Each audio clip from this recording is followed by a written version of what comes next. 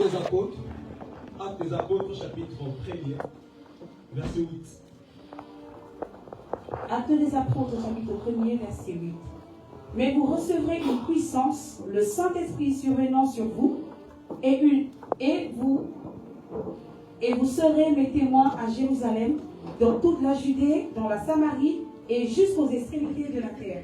Le dernier passage, nous allons prendre toujours Actes des Apôtres, chapitre 2, verset 1er à 4. Le jour de la Pentecôte, ils étaient tous ensemble dans un même lieu. Tout à coup, il vint un vent du ciel, un bruit comme celui d'un vent impétueux, et il remplit toute la maison où ils étaient assis. Des langues semblables à des langues de feu leur apparurent séparées les unes des autres et se posèrent sur chacun d'eux. Et ils furent tous remplis du Saint-Esprit. Ils se mirent à parler en d'autres langues selon l'Esprit que leur donnait de s'exprimer. Alléluia. Est-ce qu'on peut acclamer pour la parole de Dieu?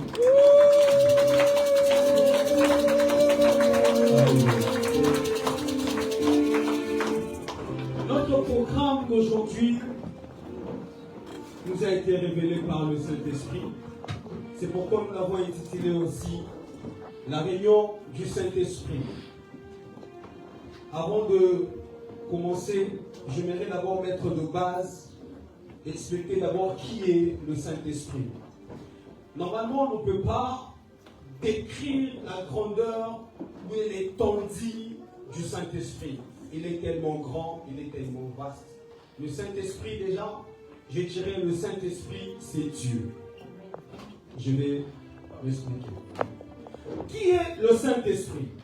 Le Saint-Esprit, c'est la troisième personne de la Trinité.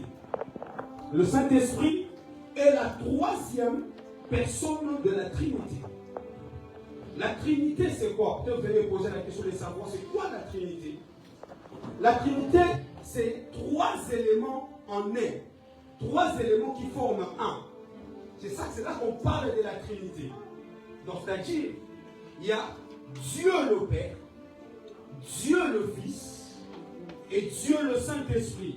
C'est pourquoi on dit le Saint-Esprit est la troisième personne de la Trinité.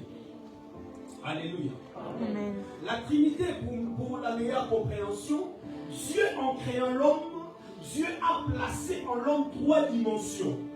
L'homme a la dimension du corps, l'homme a la dimension de l'esprit, et l'homme a une troisième dimension, c'est la dimension de l'âme.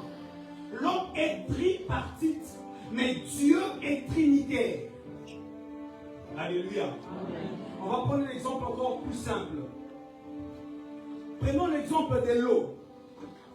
L'eau, lorsqu'elle est à l'état liquide, n'est-ce pas que c'est l'eau, pasteur?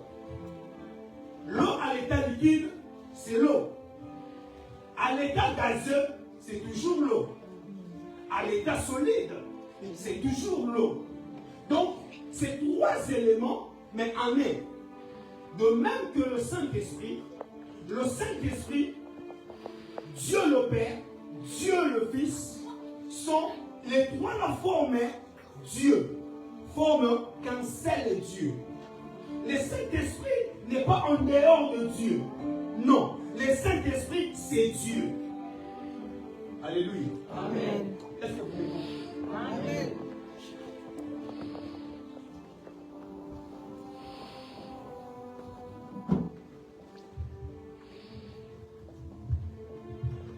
Je disais que le Saint-Esprit, en hébreu, on parle de Roua.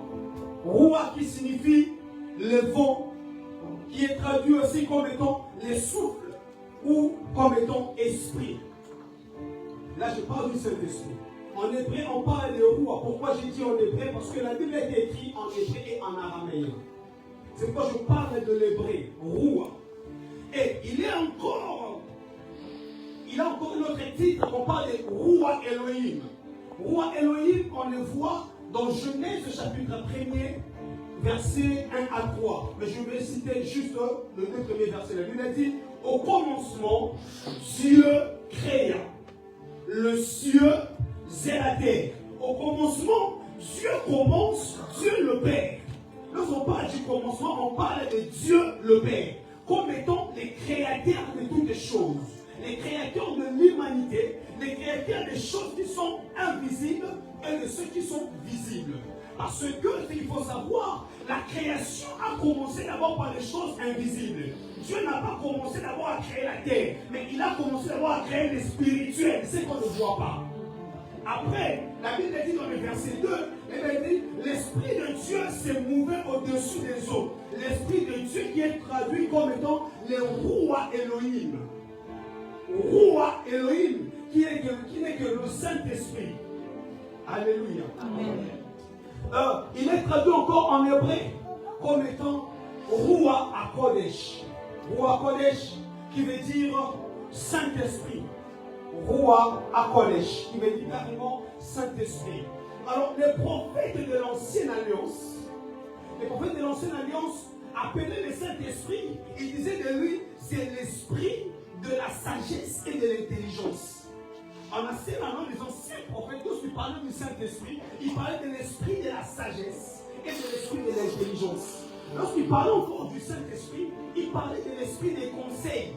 C'est quoi l'esprit des conseils? Donc cela veut dire qu'il parlait d'un esprit supérieur qui est capable de te donner des bons conseils, qui est capable de t'orienter dans ta vie. Il peut venir là où tu es, tu veux prendre une mauvaise décision. Mais lorsque lui, il vient, il va t'aider et t'orienter à prendre la bonne décision. C'est là qu'on parlait de l'esprit des conseils. Alléluia. Amen. Et on parle de lui aussi comme étant l'esprit de force. Parce que le Saint-Esprit est à mesure de te fortifier, de te donner la force que tu n'avais pas avant. Amen. Alléluia. Amen. Et lorsqu'on parle encore du Saint-Esprit, les anciens prophètes disaient de lui, c'est l'esprit de la connaissance et de la crainte de Dieu. Ils sont en train de mettre de base parce qu'on va décoller bientôt. Alléluia. Amen. Et dans la Nouvelle Alliance, on parle de lui comme étant l'esprit qui a ressuscité Christ d'entre les morts. L'esprit de Christ, l'esprit de vérité. Mais j'aime ce qu'on dit de lui. On dit c'est le paraclet. C'est quoi le paraclet? Le paraclet veut dire tout simplement c'est lui qui t'aide. Ou soit c'est lui qui est à mesure de te guider. Je vais bien l'expliquer. Le paraclet en grec, c'est parakletos. Parakletos qui veut dire les consolateurs. Parakletos qui veut dire celui qui vient t'aider, il vient t'aider dans les moments les plus compliqués. C'est comme étant un défenseur. C'est comme un avocat. Je mets des bases pour le Saint-Esprit. C'est là qu'on parle du parakletos. C'est comme vous avez remarqué dans Jean chapitre 14, verset 16, Jésus dit de lui, il dit c'est un autre consolateur. C'est comme ça que Jésus présente d'abord le Saint-Esprit. Il dit, je vais prier au Père qu'il vous envoie un autre consolateur. En grec, on parle de allos parakletos. Donc ça veut dire, c'est une autre personne de la même nature que moi, avec qui nous atteignons le même objectif. Donc, Jésus parle du Saint-Esprit comme étant son jumeau. Donc, lorsqu'on parle du Saint-Esprit, on parle du jumeau de Jésus. Alléluia. Amen. Est-ce que les bases ont été démises? Est-ce qu'on peut évoluer? Gloire à Dieu. Nous allons continuer l'enseignement dans Joël, le chapitre 1er, verset 5. Nous l'avons lu. Ici, on nous parle d'une histoire qui est très marquante. On nous parle de l'histoire des enfants d'Israël, de peuple de Dieu. Je ne dirais pas seulement les enfants d'Israël, de peuple de Dieu. Mais permettez-moi, je vais essayer un peu de prendre l'ancienne histoire et les ramener à la réalité. La Bible dit, Dieu envoie son prophète. Il envoie son prophète parmi son peuple. Lorsque le prophète arrive, j'aime la phrase du prophète. Le prophète commence en disant, réveillez-vous, réveillez-vous. Pourquoi le prophète doit réveiller le peuple de Dieu? Mais quelle est la mission cachée derrière cette phrase de réveiller le peuple de Dieu? Alléluia. Amen. Le prophète, il arrive, il dit au peuple de Dieu, réveillez-vous, réveillez-vous. Après, il commence à dire, toi qui es ivrogne, toi qui es en train de faire une mauvaise Toi qui es dans la masturbation, toi qui es dans une vie sale, réveille-toi et sors de là. C'est ça le message du prophète. Pourquoi il réveille son peuple? Il réveille le peuple de Dieu pour qu'il puisse sortir de l'envoûtement. Parce qu'il y a un mouvement qui était venu pour engloutir les enfants de Dieu, pour les rabaisser. Et c'est un mouvement spirituel. Maintenant, Dieu envoie son prophète pour libérer son peuple. Mais le premier message de son prophète, c'est le message du réveil. Pourquoi il réveille le peuple de Dieu? Pour qu'il sorte de l'envoûtement, de l'ivrognerie, de la déterre, de la mauvaise vie, de la vie sale. C'est ça le message. Et il y a une autre chose qui est encore beaucoup plus touchante. C'est qu'au milieu des enfants de Dieu, il n'y avait plus l'amour. Même qu'aujourd'hui, au milieu du peuple de Dieu, l'amour est parti. L'amour a disparu. Le vrai amour n'existe plus. Maintenant, c'est l'amour avec l'hypocrisie. C'est ça le problème qui se retrouve parmi les enfants de Dieu. Dieu avait raison d'envoyer son prophète. Les enfants de Dieu, ils sont entrés dans la confusion. Les enfants de Dieu ne peuvent plus demeurer ensemble pendant longtemps. Parce que, vous savez pourquoi, papa? Parce que lorsqu'une fois que vous demeurez ensemble pendant longtemps, il faut que toi tu donnes les dos, l'autre commence. Tu vois d'ailleurs, lui là, il m'a dit ça, il m'a dit ceci. Bien aimé, c'est ça l'envoûtement. Et à cause de manque de l'unité, cela a créé une fissure. Vu que les enfants de Dieu, ils n'étaient plus unis, ils ne pouvaient plus s'aimer un amour véritable et vrai. Sans calomnie, sans Congosa. C'est le Congosa. Sans les Congosa. Sans les boutons là. De véritable amour. Maintenant, cela a créé une fissure parmi les enfants de Dieu. Le péché n'est pas seulement l'adultère, n'est pas seulement l'impudicité. Même les Congosa que vous faites, c'est aussi un péché devant Dieu. Dieu est venu réveiller son peuple par un prophète. Parce qu'à cause de toutes ces histoires, il y a eu un peuple. La Bible parle d'un peuple qui était nombreux, un peuple qui était fort, un peuple qui avait les dents du lion, un peuple qui avait la gueule de la lionne. Déjà, remarquez de quelle manière la Bible est en train de parler de ce peuple. Donc il parle d'un peuple qui a une influence. Pas une influence seulement physique, mais il a une influence aussi spirituelle. Alléluia. Et ce peuple-là, il a remarqué, ce peuple a remarqué parmi les enfants de Dieu qu'il y avait de la confusion, qu'il n'y avait plus le véritable amour. Et ce peuple a profité de cela pour pouvoir détruire encore davantage le peuple de Dieu. C'est ce qu'on voit aujourd'hui même. Il y a eu un peuple qui est venu. Il a commencé à dompter les enfants de Dieu, les amener vers le mal, les donner même les dégoûts de la parole de Dieu. Parce que la Bible dit ceci, dans le verset 10 du chapitre 1er. La Bible dit que le champ était ravagé. Lorsqu'on parle, je suis en train d'expliquer un peu le passage, lorsqu'on dit le champ était ravagé, cela signifie que l'œuvre de Dieu, parce que le champ, prophétiquement parlant, c'est l'œuvre de Dieu. Cela veut dire que l'œuvre de Dieu était détruite. Ce peuple, ils se sont permis d'entrer dans l'œuvre de Dieu pour les détruire et les neutraliser.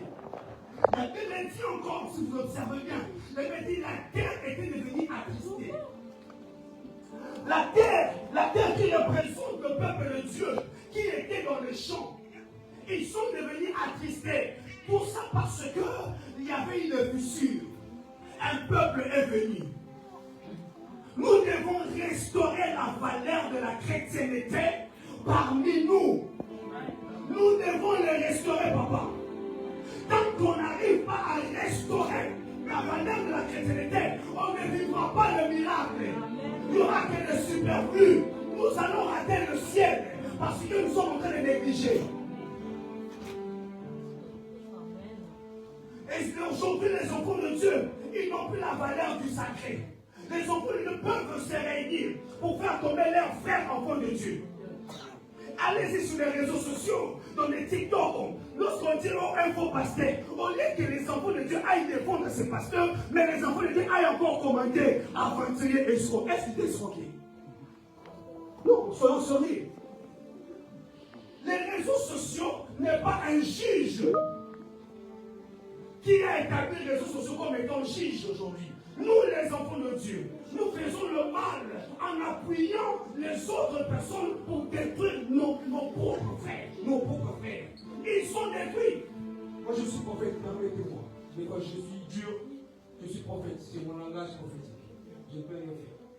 J'aime dire la vérité.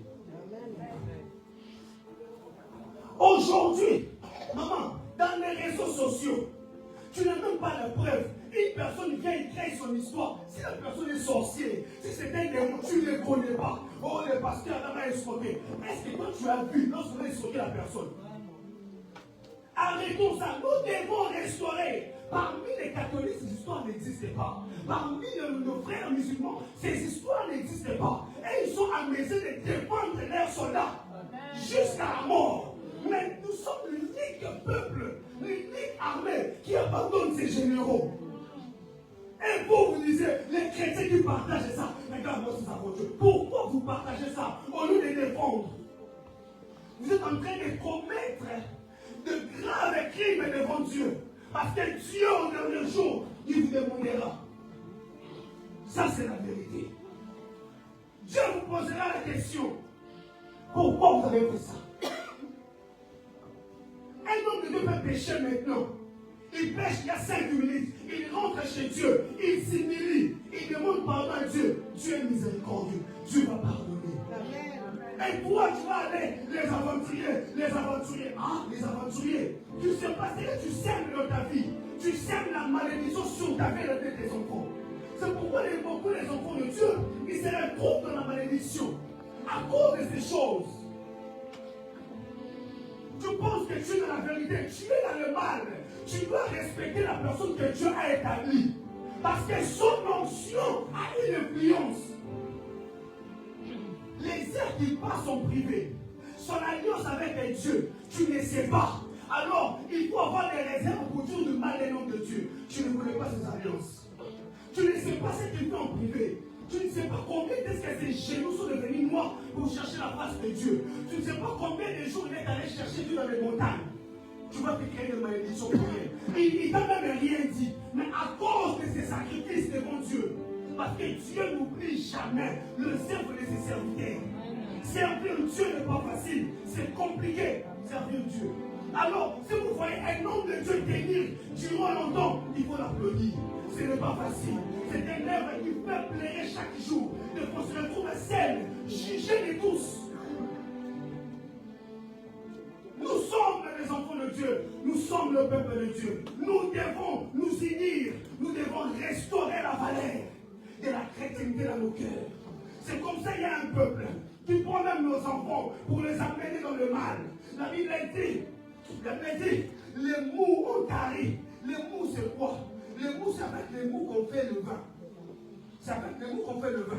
Alors, lorsque la Bible dit que les mous ont tari, cela signifie que la joie est partie. Parce que la Bible dit, le vin rend le cœur joyeux. Maintenant, écoutez-moi ça, ici c'est très important. Il y a même nos enfants, nos chrétiens, nous chrétiens, dans certains endroits, on se présente plus chrétiens. On a perdu la joie dans nos cœurs. Nous avons perdu cette valeur. Tu arrives dans un milieu, tu préfères te présenter comme étant un homme normal. Mais tu as du mal à dire que je suis chrétien. Tu as du mal à dire que je suis de l'église telle. C'est un plan du diable. Il faut accepter son identité. Amen. Peu importe les guerres, peu importe la rivalité, accepte-toi. Mais non, c'est ce peuple, c'est l'influence de ce peuple qui utilise même la musique, qui qui utilise les réalités de la vie pour pouvoir amener dans le cœur des enfants de Dieu les dégoûts d'être chrétiens. La Bible dit encore que les blés taris, le blé défini, le blé qui détruit, le blé qui est l'image de la parole de Dieu. Ils sont même en mesure de déformer la parole de Dieu pour que la parole de Dieu perde l'efficacité dans le cœur des enfants de Dieu. Avant, lorsqu'on écoutait la parole de Dieu, on tremblait. Mais aujourd'hui, on peut prêcher la parole de Dieu. Et les gens disent que c'est normal. Les gens ont normalisé la valeur de la parole de Dieu. La parole de Dieu, c'est Dieu. Si tu normalises la parole de Dieu, donc tu normalises Dieu. La parole de Dieu doit garder sa valeur. Maintenant, à ce que vous voyez sur les réseaux sociaux, tout ce que vous voyez maintenant sur les médias, à cause de l'influence de vos amis, maintenant, vous êtes en train de normaliser. Vous pensez que la parole de Dieu, c'est comme un discours. Avant qu'on se tienne ici debout pour prêcher, on part consulter Dieu. On passe des heures et des heures dans la présence de Dieu pour venir vous parler. Et vous pensez que lorsqu'on est devant, nous sommes en train de lire des discours. Non, nous devons restaurer la valeur de la chrétienté. Alléluia. Amen. Les enfants de Dieu, ils oublient une chose, que Jésus revient bientôt. Nous sommes arrivés au temps de la fin. C'est le temps à laquelle Jésus revient. Nous sommes sous l'influence d'une nouvelle génération. Non, je veux dire, d'une nouvelle vague du réveil. Et cette vague, cela va déterminer la fin de toutes choses.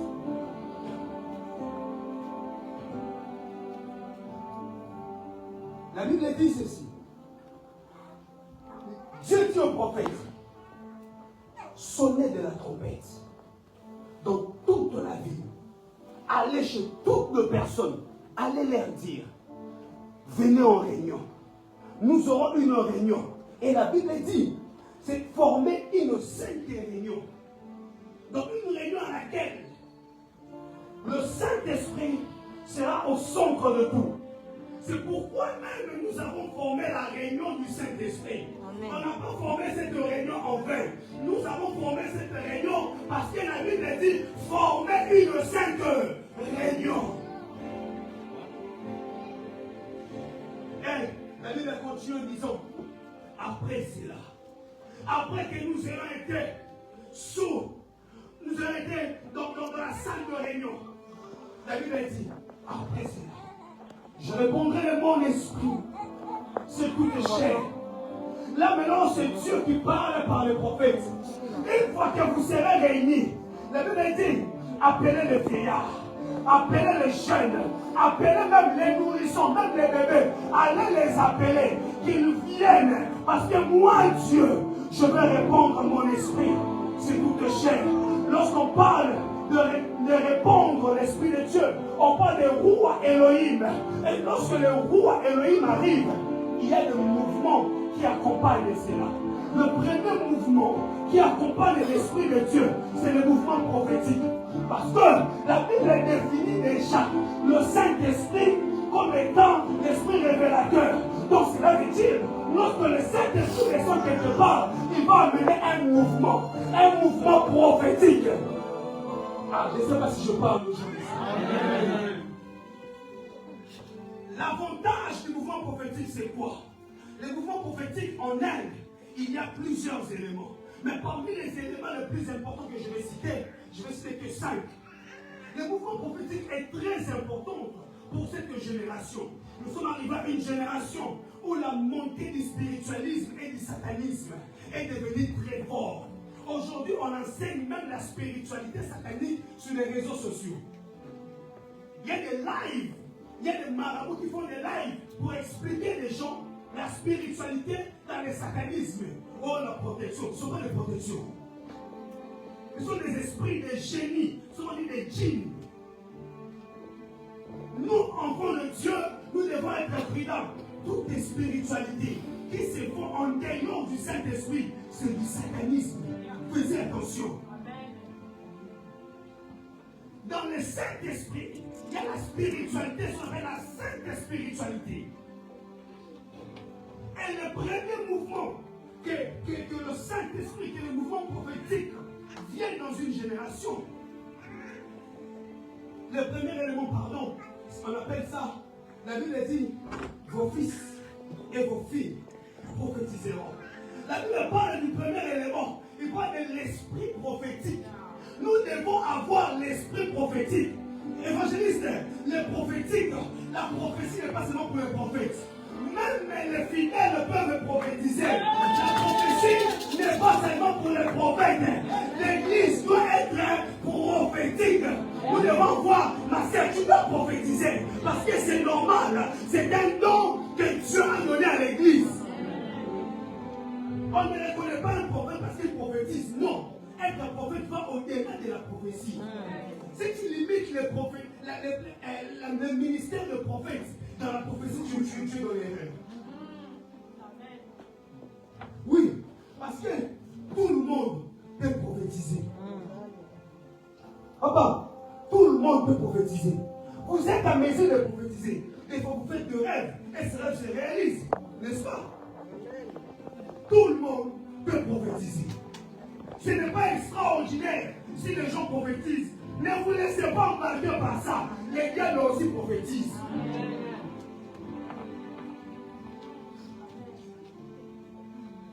Tout le monde peut prophétiser. Mais ce n'est pas tout le monde qui prophétise qui sont des prophètes. Les prophéties, les ministères de prophètes vont au-delà de la prophétie. Là, c'est le premier élément. Mon souhait, dans mon cœur, je le désire ardemment. Chaque jour, à chaque fois, je mets mes pattes, je mets mes genoux par terre. Je dis, Seigneur, réponds l'esprit prophétique dans ton église. Laisse que Dieu exauce cette prière. Que Dieu réponde l'esprit prophétique dans l'église. Que Dieu réponde l'esprit prophétique dans l'église. Que votre maison, tu sois la prophétie de ta maison. Que tu sois le prophète de ta maison. Que tu prophétises sur les frères et sœurs. C'est possible. C'est possible. C'est possible.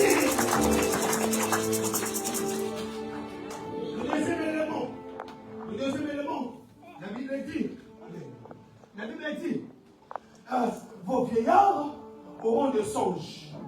Parce que les songes aussi font partie du prophétique.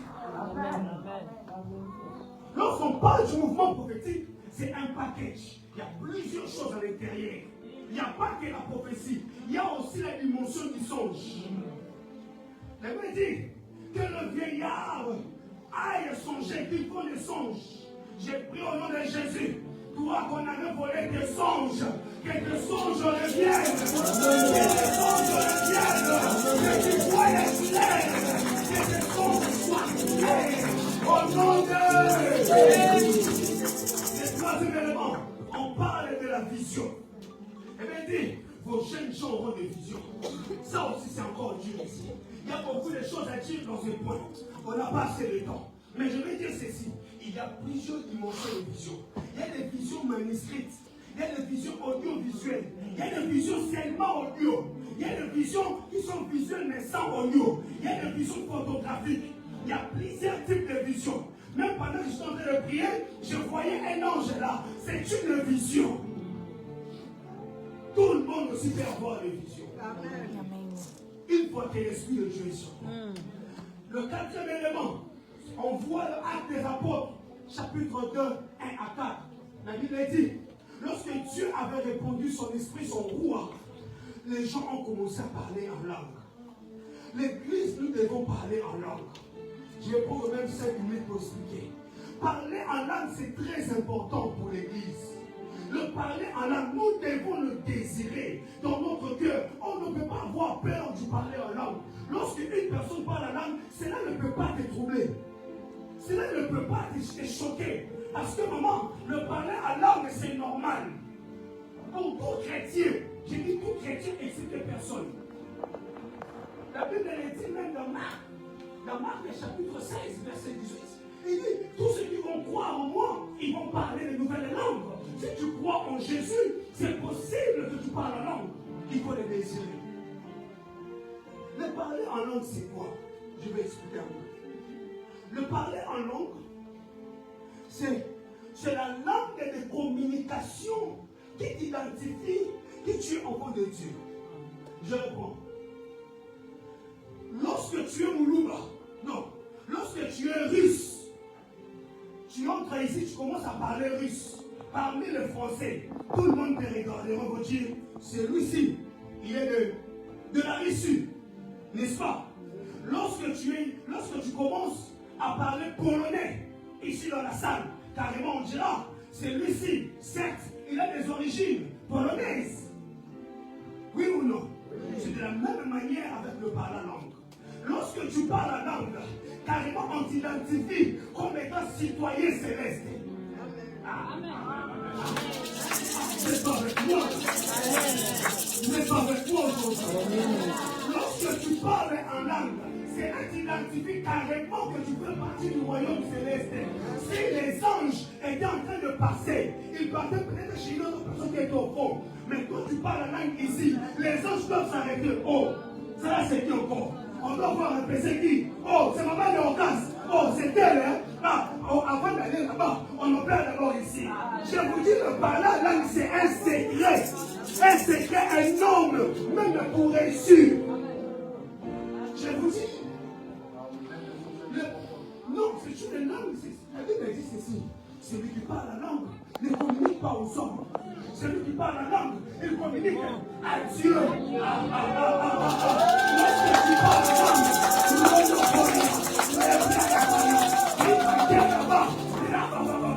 là, tu ne parles pas un homme, mais tu parles à Dieu.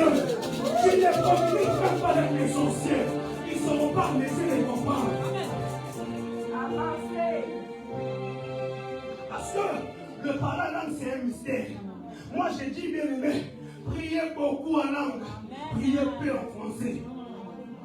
Lorsque tu pries en français, même ton voisin comprend, même ton ennemi écoute, même les sorciers les contrôlent, ils écoutent et ils comprennent. Mais lorsque tu dis, Rasoma Nekayaba,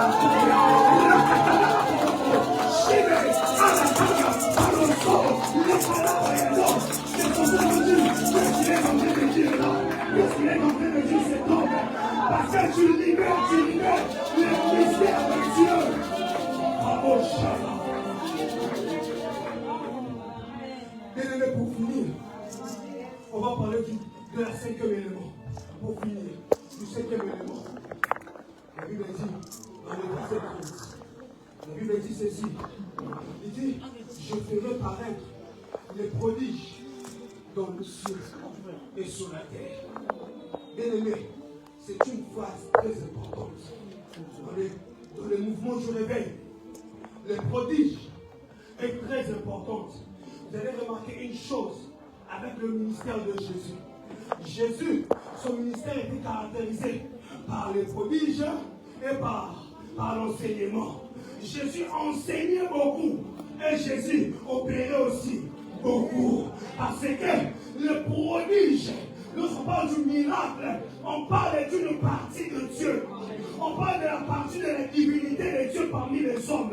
Parce que le miracle, lorsqu'il descend, lorsqu'il se fait opérer parmi les hommes, c'est pour témoigner la grandeur de Dieu sur la terre. Il faut que nous, les enfants de Dieu, nous soyons réceptifs au miracle de Dieu. Parce que Dieu m'avait dit une chose. Il m'avait dit, Moïse, parmi les choses qui vont s'opérer, c'est le miracle. Dieu ne m'a même pas parlé du prophétique. Il m'a dit, Moïse, Dieu à mon peuple qui seront visités miraculeusement. Dis à mon peuple que le miracle seront leur partage. Même ceux qui ont fait des problèmes déclarés incurables. Mais à cause du miracle, ces problèmes auront des solutions. La Bible dit, du son. Juste après avoir dit ça, la Bible dit du son, du feu, de la colonne de fumée. Je vais expliquer vite fait. Du son, on parle du son. Le son, c'est l'image de la vie. Les sons, c'est aussi l'image du sacrifice. Mais je ne suis pas dans les sacrifices. Je suis d'abord dans la vie. La Bible dit, lorsque Dieu parle du miracle, Dieu dit, je veux opérer le miracle parmi ceux qui ont la vie. Or que la vie c'est qui? La vie c'est Jésus. Ceux qui ont Jésus dans leur cœur, ils verront l'œil.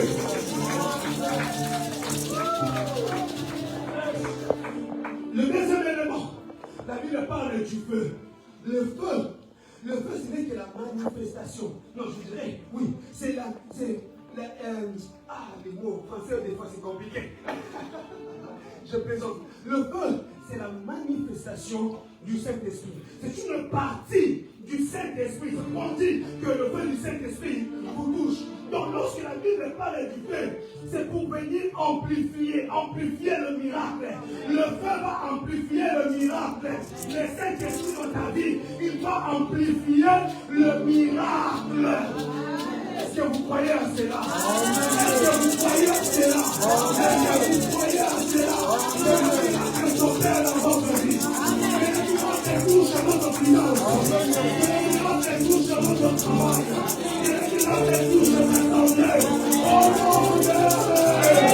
Oh Dieu, ma chère. Le miracle, c'est une partie de l'activité de Dieu sur la terre. La Bible dit, dans Actes des Apôtres, chapitre 3, versets 1 à 8, il y avait un jour, on va finir ici, il y avait un jour, deux hommes, l'un s'appelait Pierre, l'autre s'appelait Jean. Ils étaient en train de marcher. Lorsqu'ils marchaient, ils partaient au temple de Dieu. Ils partaient à l'église. Or, il y avait un homme qui venait chaque jour à l'église, mais il s'arrêtait dehors. Mais ces jours-là, lorsque cet homme-là voit Jean, eh bien, attends, avant d'évoluer, je vais dire ceci. Bien-aimé, est-ce que tu crois qu'aujourd'hui, c'est un jour différent? Est-ce que tu crois qu'aujourd'hui, tu feras une différence? Est-ce que tu crois que c'est là? Est-ce que tu peux dire, je suis là, Saint-Esprit? Je suis là, Saint-Esprit. Que le Saint-Esprit te localise. Lorsque cet homme-là a vu Pierre, il a vu Jean, il a dit, cet homme avait l'habitude de demander aux gens de l'argent. Il avait l'habitude de demander qu'on l'aide, qu'il puisse avoir des amis. Mais ce qui s'est passé ce jour-là, c'est extraordinaire. Cet homme-là, il dit à Pierre, Pierre, donne-moi même 10 euros. J'ai besoin même tellement de 10 euros. Je vais aller m'acheter du kebab. Pierre regarde cet homme. Il dit, 10 euros. Mais ce que j'aime se voir, Pierre n'a pas remarqué ce que tout le monde a remarqué.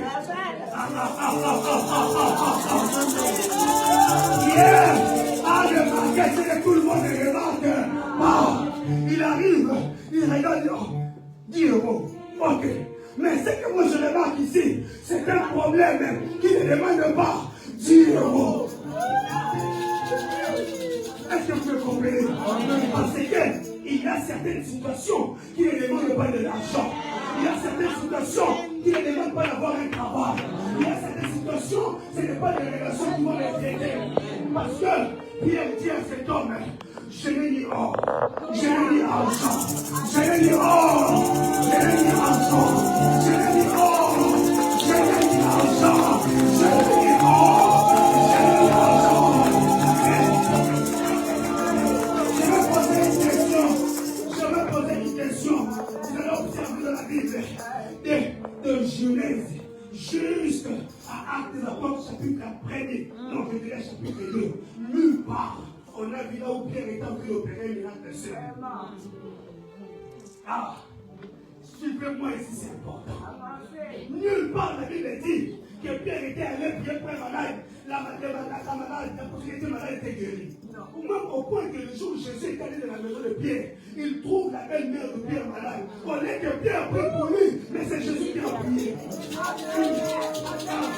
devient compliqué ici. Je vais vous révéler quelque chose. Cette histoire s'est passée dans Actes chapitre 2. Où est-ce que Pierre avait eu le courage de pouvoir se tenir face à une maladie, à une personne malade, et lui dire, tu es guéri? C'était où? C'était dans Actes chapitre 2.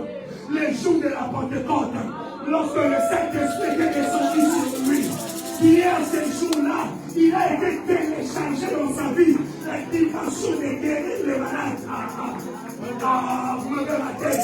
Il a été téléchargé dans la vie de Pierre, la dimension de guérir.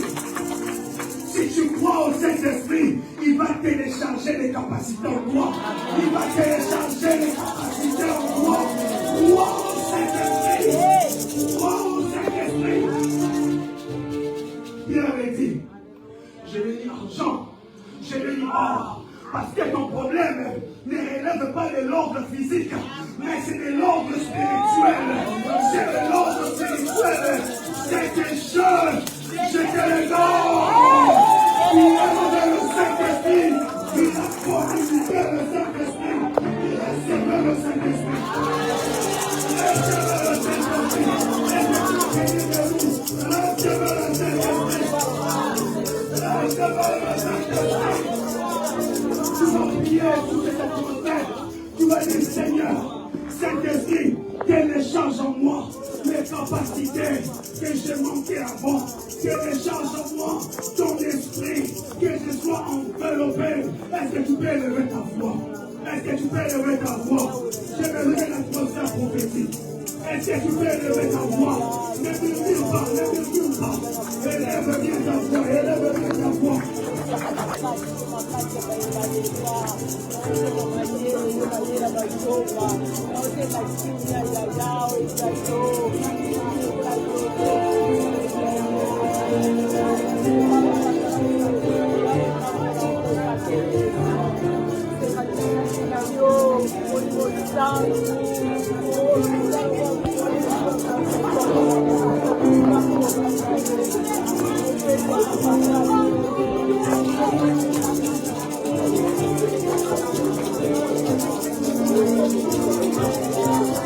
Est-ce que tu peux monter en voix? Est-ce que tu peux fermer le ciel?